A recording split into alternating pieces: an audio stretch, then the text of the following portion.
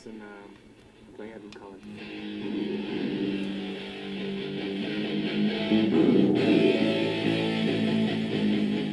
I hadn't read the books before, so it's not like I had an opinion. I mean, I had to just formulate my own idea of who the guy is anyway. I guess sometimes it's a little bit more pressure, but I mean, there's no point in acknowledging what other people really think about it. You kind of, the only thing you can do is try and find some element of truth to yourself, I guess. And then if you start thinking about what all the fans want and think, and I mean, pretty much all of it initially was like just 100% negative about me. So I mean, I tried to ignore all of that. Just when you read the story, it's all from Bella's perspective. So, and she's obsessively in love with him. So she ignores all of his flaws and things. And it's like anybody you're in love with, you sort of see past the stuff. I mean, Stephanie Meyer gave me this manuscript of Midnight Sun, which is Twilight from Edward's perspective, and he just sees himself as the biggest moron and just disgustingly selfish and everything. So and then you can kind of weigh up the two, find some kind of compromise for the character, which is, I mean, that's essentially how I saw him anyway. It's a guy who's just incredibly frustrated and finds this one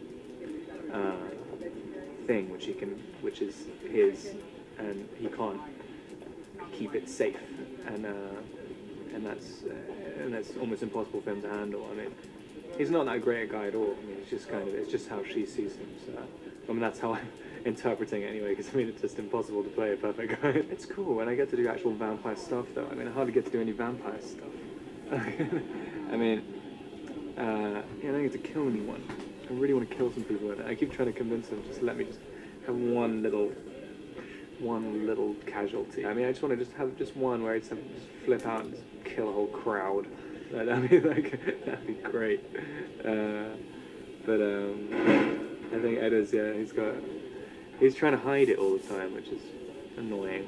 He's always trying to maintain looking like a human. I mean, there's a couple of times where I do sort of vampire stuff.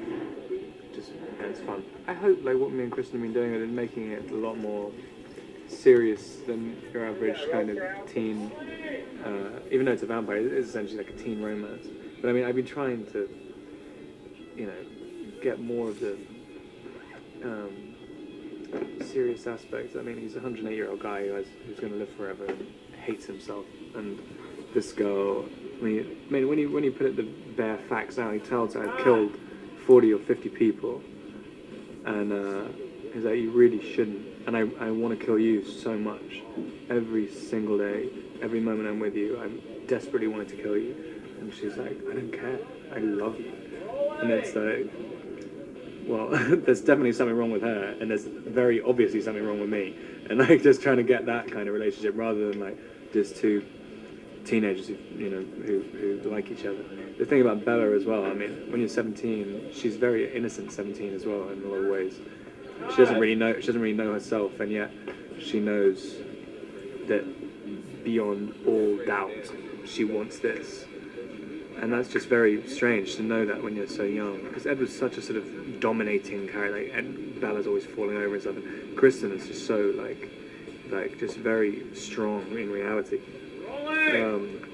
So I had to kind of reevaluate how I was going to play it just in terms of that, because I mean, she's kind of intimidating. So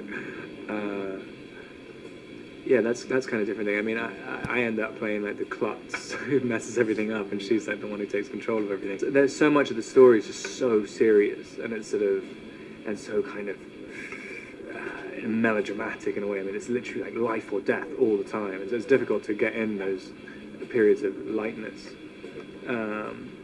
But they like each other, and there's also such a bizarre situation for him, especially. I mean, he's what am I doing with this kid? I'm 108 years old, and I've